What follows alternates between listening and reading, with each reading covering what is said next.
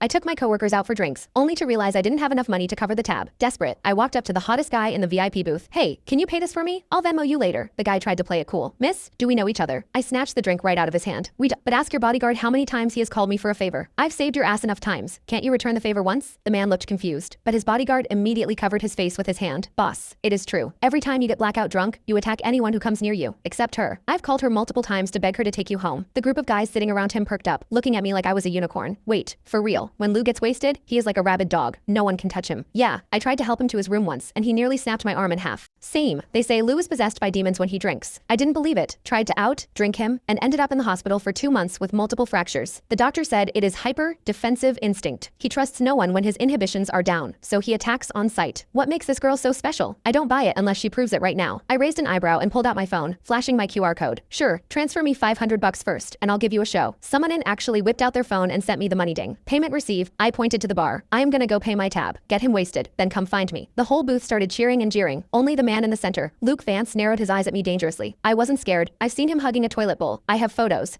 Look at him now, sitting there like a king in his VIP booth, all elegant and refined. A total fraud. I'd already seen him at his worst. I paid the bill and sent my coworkers home. Then I walked back to the booth. Hey, I took the 500. I had to deliver the show. Luke's friends were trying their hardest to pour drinks down his throat, but Luke wasn't having it. He grabbed my wrist, dragged me out of the club, and shoved me into his Maybach. Slam, the door shut so hard the car shook, like a shaken soda bottle finally popping its cap. I rubbed my nose. Hey, it is not my fault. You only trust me when you are drunk. It is annoying for me too, you know. It all started 6 months ago. I was leaving work late when I saw a guy sprawled out in the middle of the street using a city bike as a blanket. It was hilarious. Being terminally online, I had to take a video, but when I got closer, damn, what a face too bad he was wasted, reeking of alcohol. He was muttering about being thirsty. I took out my water bottle and poured him a cup. He was surprisingly obedient, gulping it down. I tried to wake him up. Hey, you can't sleep on the street. Where is your phone? I'll call your friends. He ignored me, snoozing away on the asphalt. I had no choice but to pat him down. Found his legs were incredibly long, like model long. I found his phone, unlocked it with Face ID easy when they're asleep, and FaceTime, the first contact on his list. I pointed the camera at his face. Hello, this phone's owner is sleeping on the street. If you are his friend, come get him. The guy on the other end didn't even ask for a location. He just screamed. Back away from him 5 feet now. I thought he was worried I was going to rob the hot guy. I scoffed. Relax. I am not interested in drunks. I am sending you the location. Hurry up. The guy yelled again. Do not ignore me unless you want to die. Psycho, I hung up. Then I sat on the curb to guard the guy. He decided my thigh was a better pillow than the bike. He slept like a baby under the moonlight. 10 minutes later, the friend arrived and looked at us like he was seeing a ghost. I swore. Look, I didn't touch him inappropriately. As soon as I spoke, the guy shifted. He wrapped his arms around my waist and buried his face in my stomach, treating me like a body pillow. I couldn't pry him off. I pulled his ear. Hey, wake up. Your friend is here. Let go. He didn't budge. I looked at the friend. Help me out here. I can't move his arms. The friend